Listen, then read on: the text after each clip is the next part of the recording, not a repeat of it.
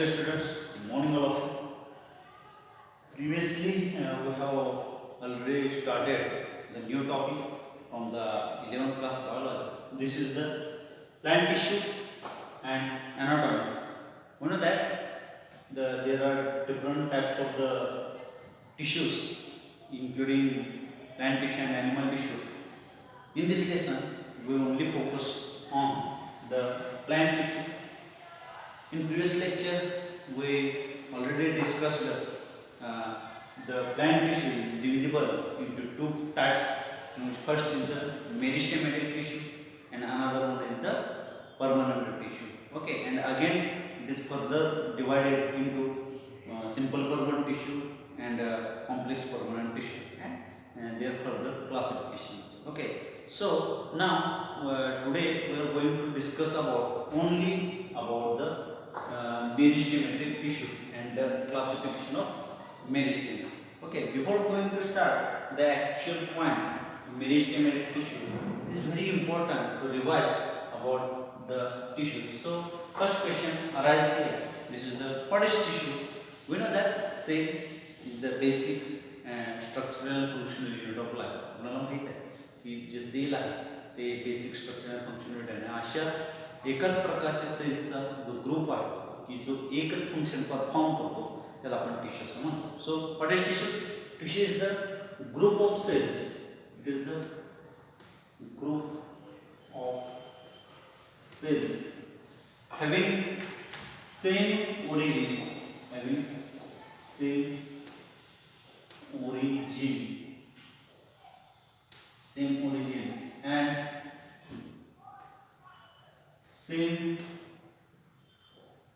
ह्याच्यामध्ये काय तर सेम ओरिजिन आहे आणि सेम दे परफॉर्मिंग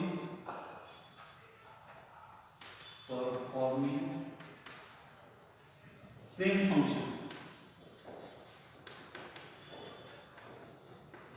काय आहे व्हॉट इज टिश्यू?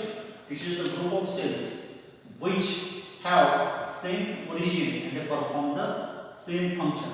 आणि ह्या ग्रुप ऑफ सेल्स मध्ये ज्या सगळ्या सेल्स आहेत त्या एकसारख्या असतात, सिमिलर असतात, look like a similar. Okay, this is all about the tissue. Tissue is divisible into mainly two types, in which meristematic tissue and another one is the permanent tissue. So, what is meristematic tissue? आता ही meristematic tissue काय असतं?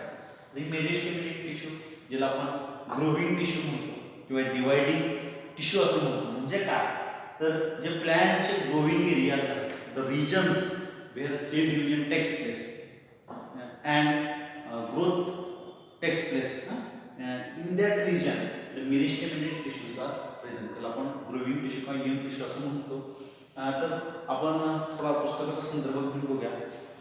जसं meristematic tissue आपण बघतो, it is a group of young cells.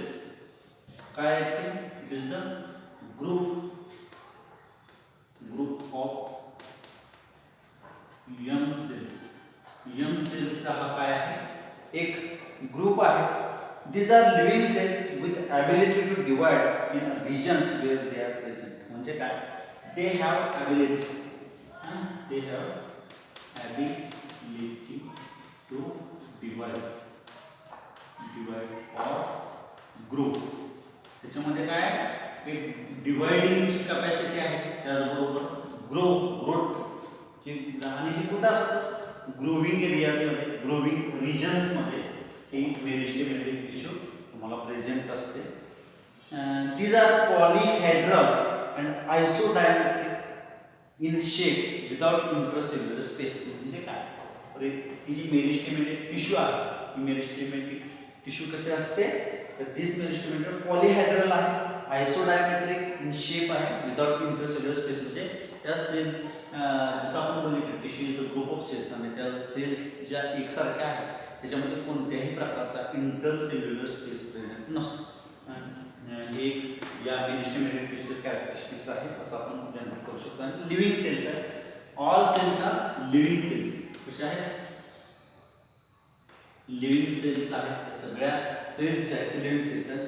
Sale wall, आता हे जे cells आहेत त्या सेलचा एक ग्रुप आहे की ज्याला आपण टिश्यू म्हणतो. त्यातला टाईप मेरिस्टेमेटिक टिश्यू आणि याच्यामध्ये प्लांट सेल असल्यामुळे त्याच्यामध्ये सेल वॉल आहे. सेल वॉल याचा कसा असतो, थिन असतो, इलॅस्टिक, मेनली कॉम्प्रोटाइज सेल्युलोज.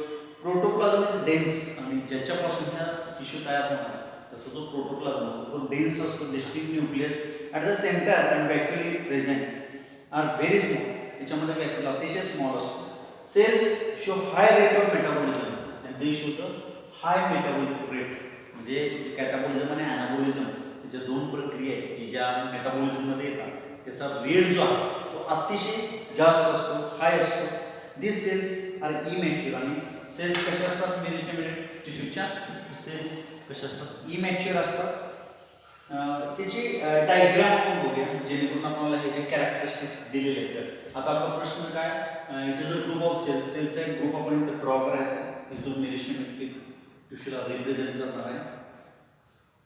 कशा आहेत ह्या, पॉलीहायड्रल आहे. दुसरे कॅरेक्टरिस्टिक्स काय, या सेल्सच्या मध्ये कोणत्याही प्रकारचा इंटरसेल्युलर स्पेस तुम्हाला दिसणार नाही. Okay, absence of intercellular space. Intercellular space तुम्हाला इथून दिसत नाही. ओके, आणि cell wall is composed by cellulose and other material है ना. याच्यामध्ये तुम्ही बघितलं तर त्याचा प्रोटोप्लाझम जो आहे सेंट्रल न्यूक्लियस असतो.